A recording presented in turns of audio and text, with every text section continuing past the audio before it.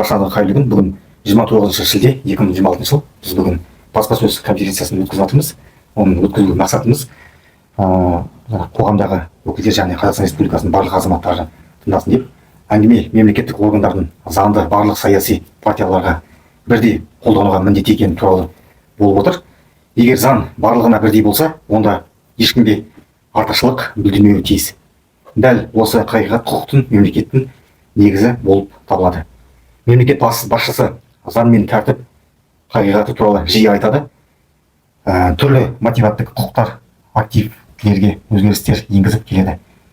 Заң мен тәртіп қағидаты заңнама заңмен орындалу мемлекеттік бақылауды күшейтуге, мемлекеттік органдарды қызметін ашықтығын арттыруға және әділеттік іс жүзеге қамтамасыз етуге бағытталған деп жариялап отыр. Бүгін біз Әділет партиясын құру барысында Қазақстан Республикасының саяси партиялар туралы заңның талаптары, партияның өз жарғысы және заңдылық қағидаты қалай бұзылғанын, сондай-ақ Әділет және Аманат партиясының басшылығы Қазақстан Республикасының Әділет министрлігі мен орталық сайлау комиссиясының қылмысқа қалай барғанын кезеңін айтып береміз. 2026 жылдың 8 мамырында жаңа Әділет саяси партиясы құрылтай жиналысы өтті. Әділет партиясының өзінің әділдік, заң және тәртібі, жауапкершілік және патриотизм қағидаттарын ұсынатын партия ретінде таныстырды. Осы жиналыста партия жарғысы мен бағдарламасы бекітілді. Одан кейін 2026 жылғы 1 маусымда Қазақстан Республикасы Әділет министрлігі партиясының заңды тұлға ретінде мемлекеттік тіркеуден өткізілді. Бір қарағанда бір заңды сияқты көрінеді, алайда дәл осы мемлекеттік тіркеуден кейін Қазақстан Республикасының саяси партиялары туралы заңында тікелей көзделген келесі міндеттер кезең басталады. Заң нені талап етеді?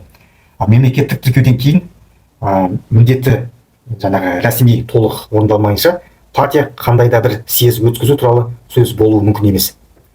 Қазақстан Республикасының саяси партиялар туралы заңның 10 бабы және 6 тармағында сәйкес мемлекеттік тіркеуден кейін партия өз аумағындағы филиалдар өкілдіктерін құрып, олардың әділет және органдарына мемлекеттік тіркеуден өткізуге міндетті. Бұл филиалдар еліміздің барлық облысында және республика маңызды бар 3 қала, яғни Астана, Алматы және Шымкент мемлекеттік тіркеуден өтуі тиіс.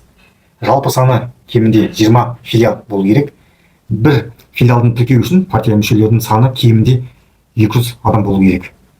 Ал партия мүшелерінің жалпы саны кемінде 5000 адам болу тиіс. Филиалдар мемлекеттік тіркеу рәсімінің аяқталғаннан кейін мынандай қадамдар орындалуы қажет. Филиалдардың басшылық органдарын қалыптастыру, филиалдарға қажетті мөлшерде партия мүшелерін қабылдау, өңірлік жиналыстар өткізу, өңірлік конференциялар, яғни баспасөз өткізу, филиалдардың республикалық съезге делегаттар сайлау. Кез келген саяси партия дәл осылай құрылады. Неліктен? Өйткені партияның ең жоғарғы органы ол съезд. Алайда съезд оны қатысушылары белгіленген тәртіппен сайлаған жағдайда ғана заңды болып есептеледі. Қазақстан Республикасының саяси партиялар туралы заңның 16 бабының 5 тармағында саяси партия съезінің конференциясының шешімі барлық облыстық филиалдардың республикалық маңызы бар қалалар мен Астанадағы филиалдары мен өкілдері қатысқан жағдайда көпшілік дауыспен қабылдайтыны белгіленген. Шын мәнінде не болды? 2026 жыл 14 маусымда Әділет партиясы өзінің 2-ші съезін өткізді. Осы съезде маңызды шешімдер қабылданды. Атап айтқанда, Аманат партиясымен бірге туралы, сондай-ақ Аманат партиясының филиалдарының негізінде Әділет партиясының филиалдарын құру туралы еш шешім қабылданды. Алайда ең басты сұрақ туындайды: бұл съезге кімдер қатысты? Өйткені сол уақытта заңды түрде тұлғаларға филиалдар әлі болған жоқ.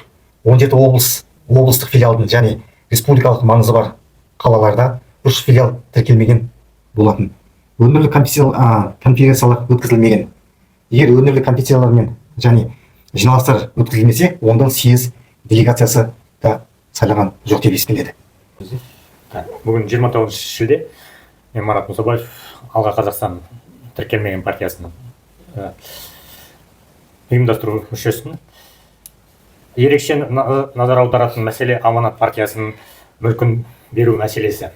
Жарияланған ақпаратқа сәйкес, жаңа партияға жалпы құны 100 миллиард теңгеден асатын мүліктік және қаржылық активтер берілген. Жоғарыда айтқанымыздай, екінші съезд заңсыз болғандықтан бұл активтердің әлі толық заңды түрде қалыптаспаған әділет ұйымына берілуінің заңдылығы да күмән туғызады.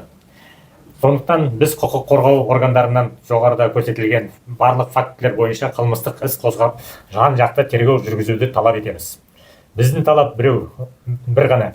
Қазақстанда заңның үстемдігі қамтамасыз етілуі тиіс. Біз мыналарды талап етеміз. Әділет партиясының екінші съезінің заңдылығын жою. Қазақстан Республикасы Әділет министрлігінің лауазымды тұлғаларын қылмыстық жауаптылыққа тарту. Әділет партиясының заңсыз бекітілген партиялық тізімінің күшін жою. Аманат партиясының мүлкін заңсыз беру фактісі бойынша кінәлі тұлғаларды қылмыстық жауаптылыққа тарту. Әділет партиясының заңсыз мемлекеттік тіркелуінің күшін жою. Осылайша жоғарыда баяндалған мән жайлар мыналарды көрсетеді. Құны 100 миллиард теңгеден асатын Аманат саяси партиясының мүлкін иемдену мақсатында басшылар мен лауазымды тұлғалардың қылмыстық қатысқандық белгілері бар екенін. Жаңадан құрылған Әділет партиясының партиялық рәсімдерді қолдан жасау және формальды түрде өткізу фактілерінің бар екенін. Қазақстан Республикасы Әділет министрлігінің Әділет партиясын заңсыз мемлекеттік тіркеуден өткізгенін, Қазақстан Республикасы орталық сайлау комиссиясының Әділет партиясының құрылтай сайлауының заңсыз жібергенін. Қатысы бар тұлғалардың әрекеттері Қазақстан Республикасы қылмыстық кодексінің мынадай баптары бойынша саралануға тиіс. Бірінші, Қазақстан Республика қылмыстық кодексінің 263 бабында көзделген қылмыстық қоғамдастықты құру және оған басшылық жасау. Сондай олардың арасында жетекші орын алатын адамдарды осы әрекеттерді жасауы, мүлкі тәркіленіп 12 жылдан 15 жылға дейінгі мерзімге бас бостандығынан айырылу жазаланады. Қазақстан Республикасы құқық кодексінің 189 бабына көзделген сеніп тапсырылған бөтен мүлікті қылмыстық топпен және аса ірі мөлшерде иемденіп алу немесе ысырап ету, ұрланған мүліктің 3 еселенгеннен 5 еселенгенге дейін мөлшерінде айыппұл салуға не мүлкі тәркіленіп 7 жылдан 12 жылға дейінгі мерзімге бас бостандығынан айырылу, белгілі бір лауазымдарды атқару немесе белгілі бір қызметпен айналысу құқығынан 10 жылға дейінгі мерзімге айыра отырып немесе онсыз жазаланады. Ал осы баптың 3 бөлігінің 2 тармағында көзделген жағдайларда белгілі бір лауазымдарды атқару немесе белгілі бір қызметпен айналысу құқығынан өмір бойы айыра отырып жазаланады. 3. Қазақстан Республикасы құқық кодексінің 190 бабында көзделген алаяқтық, яғни бөтен мүлікті алдау немесе сенімді теріс пайдалануға жолымен, сондай-ақ оған құқықты қылмыстық топпен және аса ірі мөлшерде иемдену.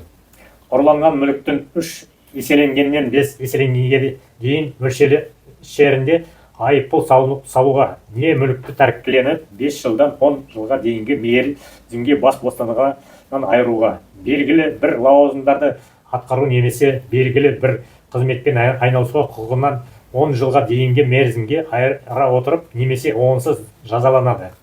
Ал осы баптың 3 бөлігінің 2 тармағында көзделген жағдайларда белгілі бір лауазымдарды атқару немесе белгілі бір қызметпен айналысу құқығынан өмір бойы айыра отырып жазаланады.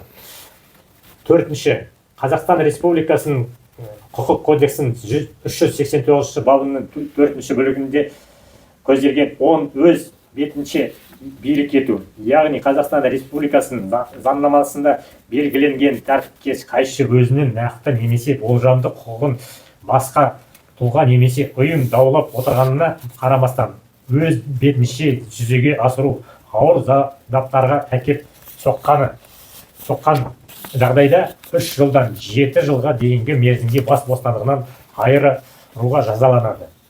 Бесінші, Қазақстан Республика құқық кодексінің 250 бабында көзделген өкілеттіктерді теріс пайдалану, 4000 айлық есептік көрсеткішке дейінгі мөлшерлерде айыппұл салуға не сол мөлшерлерде түзеу жұмыстарында тартуға, не 1000 сағатқа дейінгі мерзімге қоғамдық жұмыстарға тартуға, не 4 жылға дейінгі мерзімге бас бостандықтан шектеуге, не дәл сол мерзімге бас бостандығынан айыру мүлкін тәркілей отырып немесе онсыз жазаланады. Бүгін әңгіме бір саяси ғана партия туралы болып отырған жоқ. Бүгін әңгіме азаматтардың мемлекеттік институттарға деген сенімі туралы болып отыр. Егер заңды бір рет айналып өтуге болатын болса, ертең оны тағы да айналып өтуге болады. Егер мемлекеттік органдар айқын заң қайшылықтарына көз жұма қараса, онда заңның барлығына бірдей қолданылатынына мүмкін күмән туындайды. Сондықтан біз қоғам, бұқаралық ақпарат құралдарына жүгінеміз. Бүгін біздің тарапымыздан Қазақстан Республикасы Бас прокуратурасына, Қазақстан Республикасы ұлттық қауіпсіздік комитетіне және Қазақстан Республика ішкі істер министрлігіне тиісті арыздар жолданды.